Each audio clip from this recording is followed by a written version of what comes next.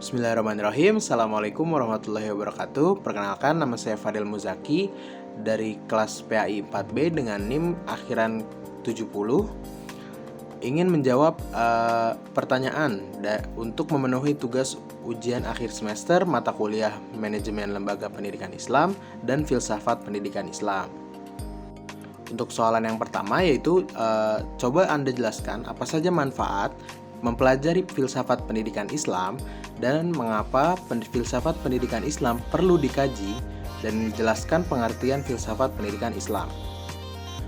Tip untuk persoalan yang pertama yaitu mempelajari filsafat pendidikan Islam memiliki beberapa manfaat yang dapat memperkaya pemahaman dan pandangan seseorang tentang pendidikan Islam.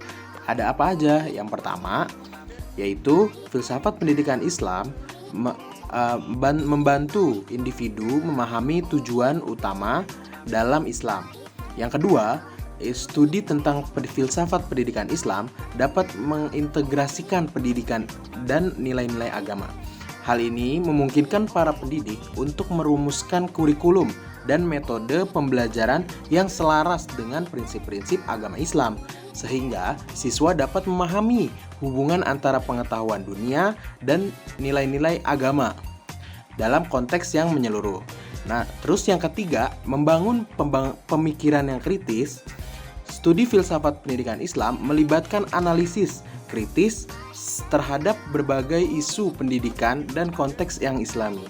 Yang terakhir, menyelaraskan pendidikan dengan prinsip-prinsip agama Islam. Melalui pemahaman filsafat pendidikan Islam, pendidikan dapat menyelaraskan praktik dan kebijakan pendidikan Islam dengan prinsip-prinsip Islam. Tip untuk menjawab pertanyaan yang kedua di nomor 1, yaitu mengapa filsafat pendidikan Islam itu harus dikaji. Ada beberapa alasan mengapa filsafat pendidikan Islam itu harus dikaji. Yang pertama yaitu alasannya dalam mempelajari filsafat pendidikan Islam, kita dapat memahami nilai-nilai, prinsip, dan tujuan pendidikan Islam dalam perspektif Islam. Yang kedua, filsafat pendidikan Islam memberikan wawasan yang lebih mendalam tentang esensi dan substansi pendidikan agama Islam. Yang ketiga, mungkin mempelajari filsafat pendidikan Islam membantu kita memperkuat identitas Muslim dan meningkatkan pemahaman kita tentang agama Islam secara menyeluruh. Tip menjawab pertanyaan yang ketiga di soal yang pertama yaitu jelaskan pengertian filsafat pendidikan Islam. Filsafat pendidikan Islam adalah bidang studi yang membahas pembahasan filosofis tentang esensi, tujuan, prinsip, dan praktik pendidikan dalam perspektif Islam. Hal ini melibatkan pemikiran kritis dan refleksi mendalam tentang konsep pendidikan yang muncul dari sumber-sumber agama Islam. Ada apa aja? Yaitu dengan Al-Quran, hadis, dan pemikiran para ulama atau cendekiawan Muslim. Filsafat pendidikan Islam adalah upaya untuk memahami dan menggabungkan prinsip-prinsip pendidikan dengan prinsip-prinsip Islam. Hal ini bertujuan untuk mencapai pendidikan yang berbasis nilai-nilai Islami, membangun karakter yang baik, dan menghasilkan generasi Muslim yang berkualitas secara akademik, moral, dan spiritual. Tip untuk soal yang kedua yaitu deskripsikan ruang lingkup dalam kajian filsafat pendidikan Islam dan jelaskan filsafat pendidikan Islam dari segi aksiologi, epistemologi, dan ontologi. Tip ruang lingkup filsafat pendidikan Islam mencakup berbagai aspek yang berhubungan dengan pendidikan Islam, termasuk seperti tujuan, prinsip, kurikulum, etika pendidik, dan hubungan antara pengetahuan dunia dan nilai-nilai agama. Tip untuk menjawab pertanyaan yang kedua di soal nomor 2 yaitu jelaskan pendidikan Islam dari segi ontologi, epistemologi, dan aksiologi. Filsafat pendidikan Islam dari segi ontologi melibatkan keyakinan bahwa manusia adalah makhluk ciptaan Allah yang memiliki esensi spiritual dan tujuan hidup dengan yang ditentukan olehnya. Ontologi dalam filsafat pendidikan Islam menegaskan bahwa Pendidikan bertujuan untuk mengembangkan potensi manusia agar mencapai kesempurnaan dan yang diridhoi oleh Allah. Terus dari segi epistemologi, yaitu mencakup keyakinan bahwa Al-Quran dan As-Sunnah atau hadis adalah sumber utama dari pengetahuan Islam. Pengetahuan diperoleh melalui wahyu Allah yang terungkap dalam kitab suci dan pengajaran Nabi Muhammad SAW. Dan yang terakhir itu dari segi aksiologi, berhubungan erat dengan nilai-nilai Islami yang menjadi pedoman dalam pendidikan. Nilai-nilai seperti apa aja nih nilai-nilainya? Seperti kejujuran, keadilan, integritas, kasih sayang, dan masih banyak yang lainnya. Aksiologi dalam filsafat pendidikan Islam menggarisbawahi bahwasannya membentuk karakter yang baik, mempraktikkan etika Islam, dan bertindak sesuai dengan nilai-nilai agama dalam konteks pendidikan. Tip untuk soal yang ketiga yaitu bagaimana filsafat pendidikan Islam dalam membentuk para peserta didik dengan nilai religius seperti yang diajarkan dalam konsep Islam. Tip untuk menjawab soal yang nomor 3 yaitu filsafat pendidikan Islam memiliki tujuan utama gitu untuk membentuk para peserta didik dengan nilai religionitas yang tinggi. Pendidikan dalam konsep Islam tidak hanya terbatas gitu pada aspek intelektual, tetapi juga melibatkan aspek moral, spiritual, dan sosial. Dalam membentuk peserta didik dengan religionitas, upaya dapat diambil yaitu dengan cara apa? Dengan cara mengajarkan ketauhidan, yaitu mempercayai adanya Allah Subhanahu wa taala, bahwa segala sesuatu yang ada di dalam kehidupan hanya miliknya.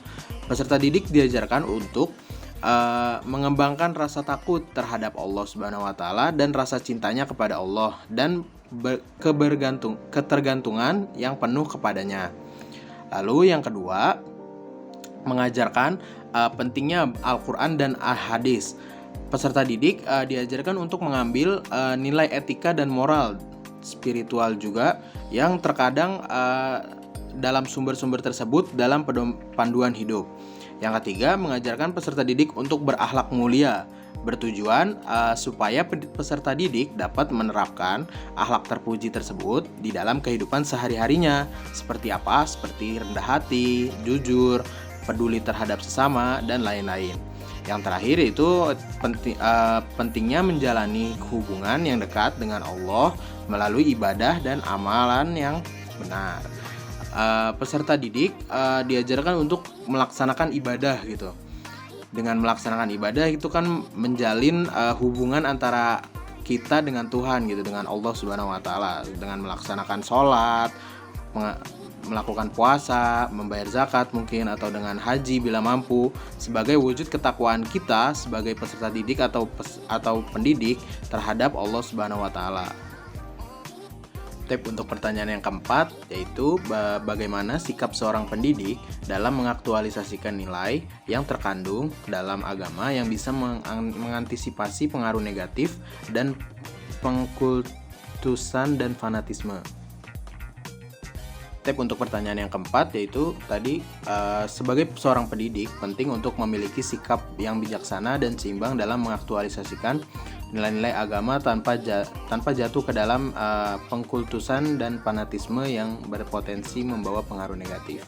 Pendidik harus memiliki pemahaman yang mendalam tentang ajaran agama dan nilai-nilai yang terkandung di dalamnya, tentang toleransi, cinta kasih, keadilan, dan penghargaan terhadap keberagaman. Pendidik juga harus menerapkan pendekatan inklusif dalam pembelajaran, di mana semua peserta didik diperlakukan dengan secara adil, sama rata, serta tanpa membedakan agama, suku, dan latar belakang lainnya.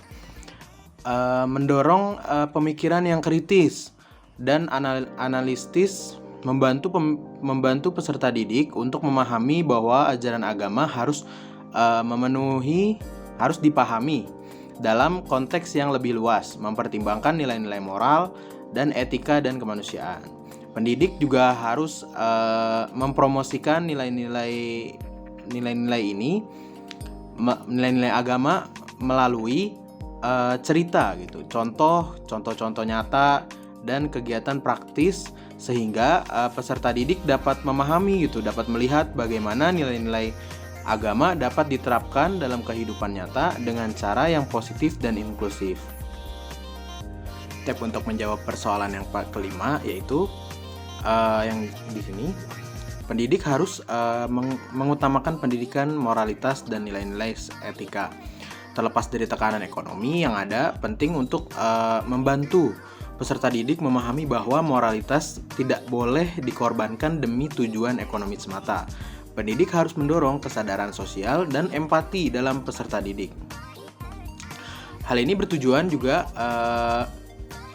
dengan mengadakan kegiatan atau membantu masyarakat yang terdampak krisis ekonomi. Dengan melihat dari krisis ekonomi tersebut, peserta didik juga memiliki pemahaman yang lebih baik tentang pentingnya menjaga moralitas dan ajaran agama dalam menghadapi tantangan ekonomi. Mengajarkan mereka bahwa bagaimana mengelola keuangan dengan bijaksana sambil tetap memprioritaskan nilai-nilai agama dan moralitas. Pendidik juga dapat menginspirasi peserta didik untuk menjalin hubungan yang erat antara kesuksesan ekonomi dan kebahagiaan spiritual.